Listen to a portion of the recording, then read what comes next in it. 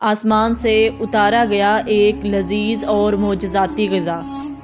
یہ کھانا بنی اسرائیل پر کب اور کیوں نازل کیا گیا تھا؟ کیا یہ غذا جنت سے آیا تھا یا زمین پر پیدا ہوا تھا؟ بنی اسرائیل نے ایسی کیا نافرمانی کی تھی کہ اس کا اثر آج تک ہر طرح کے کھانے میں موجود ہے؟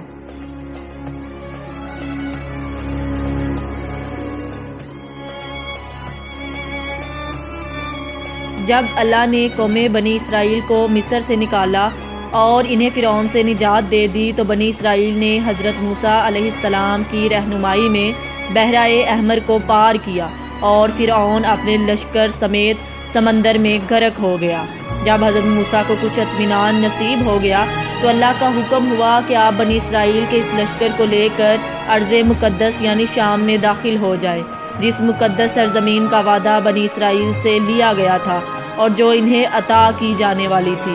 لیکن اس وقت ارض مقدس پر قوم عمالقہ کا قبضہ تھا، جو بدترین کفار تھے اور بہت طاقتور جنگجو اور نہایت ہی ظالم لوگ تھے۔ حضرت موسیٰ علیہ السلام نے بنی اسرائیل کو ہمراہ لے کر عمالقہ سے جنگ کے لیے روانہ ہوئے، جن کی تعداد 6 لاکھ تھی۔ لیکن جب یہ لوگ ارض مقدس کے قریب پہنچے تو ان کے دل میں خوف طاری ہو گئی اور بزدلی پیدا ہوئی۔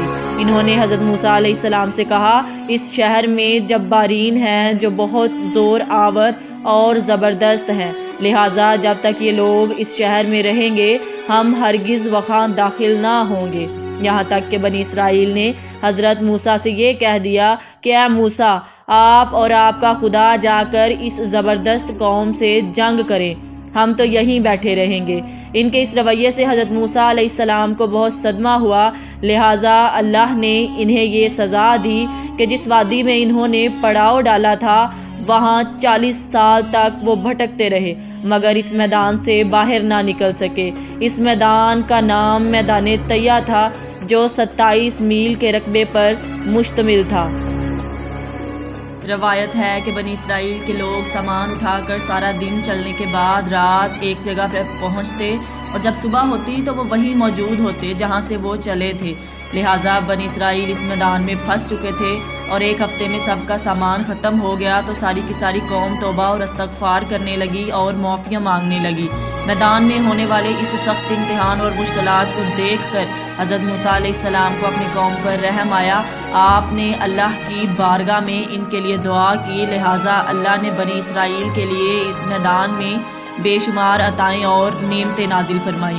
جب بنی اسرائیل کو پیاس کی شدت محسوس ہوئی تو حضرت موسیٰ علیہ السلام نے اللہ کے حکم سے اپنا عصا ایک چٹان پر مارا تو اس چٹان سے بنی اسرائیل کے 12 قبیلوں کے لیے 12 چشمے جاری ہو گئے۔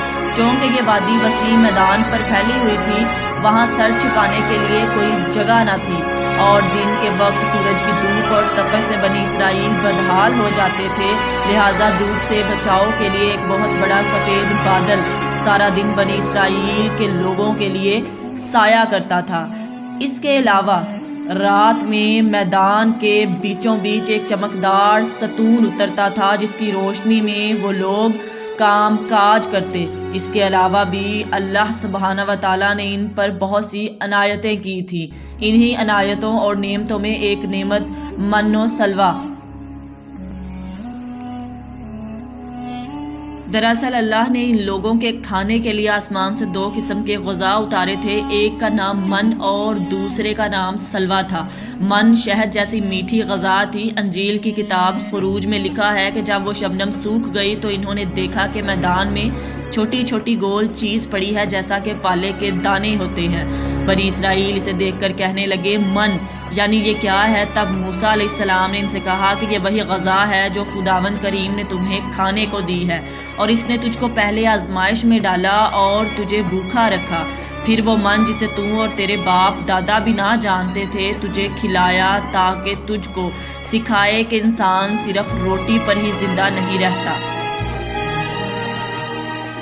من دراصل ایک شبنمی گوند تھا جس کا ذائقہ شہد جیسا تھا۔ یہ گوند وہاں کے پیڑ پودوں کے پتوں پر جمع ہو جاتا تھا اور بنی اسرائیل روز اسے صبح سویرے جمع کر کے کھا لیتے، جو ہر شخص کے لیے تقریباً 4 کلو اترتی تھی۔ جو شخص اس وقت سویا رہتا تھا وہ اس دن کی خوراک سے محروم رہتا تھا۔ اور سلوا ایک قسم کا پرندہ تھا جسے بٹیر کہتے ہیں۔ جب شام کے وقت جنوب کی طرف سے ہوائیں چلتی تو ان پرندوں کے ہجوم بنی اسرائیل کے خیموں کے قریب آ کر بیٹھ جاتے، لہٰذا وہ لوگ انہیں بآسانی پکڑ لیتے اور بھون کر کھایا کرتے۔ من و سلوا ایسا کھانا تھا جو انتہائی آسانی سے ہضم ہو جاتا تھا، رنگ، خوشبو اور ذائقے میں بے مثال تھا۔ اس کے علاوہ بنی اسرائیل پر اللہ کی طرف سے یہ معجزہ ہوا کہ ان کے بال اور ناخن بڑے نہیں ہوتے تھے، نہ کپڑے پھٹتے، نہ ہی میلے ہوتے، اور جن بچوں کی بھی پیدائش ہوتی ان کے جسم پر قدرتی لباس ہوتا جو جسم کے ساتھ بڑا ہوتا جاتا تھا۔ اس طرح اس وادی طیہ میں بنی اسرائیل من و سلوا اور ان چشموں کے سہارے ایک بہترین زندگی گزار رہے تھے۔ حضرت موسیٰ علیہ السلام کا یہ حکم تھا کہ روزانہ تم لوگ من و سلوا کو کھا لیا کرو اور کل کے لیے ہرگز اس کا ذخیرہ نہ کرنا۔ مگر بعض لوگوں کو یہ ڈر لگنے لگا کہ اگر کسی دن من و سلوا نہ اترا تو ہم لوگ اس چٹیل میدان میں بھوکے مر جائیں گے۔ چنانچہ ان لوگوں نے من و سلوا میں سے کچھ چھپا کر کل کے لیے رکھ لیا، لہٰذا نبی کی نافرمانی کرنے پر ایسی نحوست پھیل گئی کہ جو کچھ لوگوں نے کل کے لیے جمع کیا تھا وہ سب سڑ گیا اور آئندہ کے لیے اس کا اترنا بھی بند ہو گیا۔ لہٰذا احادیث مبارکہ میں رسول اللہ صلی اللہ علیہ وآلہ وسلم نے ارشاد فرمایا ہے کہ بنی اسرائیل نہ ہوتے تو نہ کھانا کبھی خراب ہوتا اور نہ گوشت سڑتا۔ کھانے کا خراب ہونا اور گوشت کا سڑنا اسی تاریخ سے شروع ہوا، ورنہ اس سے پہلے نہ کھانا بگڑتا تھا اور نہ گوشت سڑتا تھا۔ دنیا کی مختلف قوموں اور مذہبوں میں بھی آسمان سے اترنے والے غذاؤں کا ذکر ملتا ہے۔ بدھ مت کی روایتوں کے مطابق جب دنیا کا ایک چکر ختم ہو جاتا ہے تو آسمان سے غذا برسنے لگتی ہے۔ اسی طرح ہندو مذہب کے پران رگ وید اور اتھرو وید میں بھی بادلوں سے شہد برسنے کا ذکر ملتا ہے، اور قدیم یونانیوں کے یہاں بھی ایک ایسی آسمانی غذا کا ذکر ملتا ہے جس کا ذائقہ شہد جیسا تھا۔ یہی شہد جب دریاؤں پر برستا تو ان کا رنگ دودھ کی طرح سفید ہو جاتا۔ ہم نے دیکھا کہ خدائے برحق نے بنی اسرائیل کی نجات کے لیے سمندر کو چیر کر راستہ پیدا کر دیا، وادی طیہ میں ان کے لیے بادل کا سایہ بھیجا، ان کے پینے کی خاطر چٹیل اور بنجر میدان میں چشمے جاری کیے اور کھانے کے لیے آسمان سے من و سلوا بھی نازل کیا۔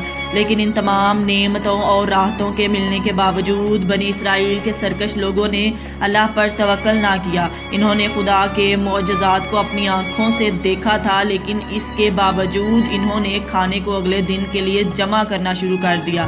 بالکل اسی طرح جب ہم کسی مصیبت اور پریشانی میں پھنسے ہوتے ہیں تو ہم یہ یاد نہیں رکھ پاتے کہ اللہ نے اس سے پہلے ہمارے لیے کیا کیا کیا اور ہمیں کتنی نعمتیں عطا کی تھی۔ ہم صرف یہ دیکھتے ہیں کہ اس وقت ہم اتنی بڑی مصیبت میں پھنسے ہیں۔ مشکلیں چاہے کتنی ہی بڑی کیوں نہ ہوں، یہ یاد رکھنی چاہیے کہ ان مشکلوں سے بھی بڑا ہمارا پروردگار ہے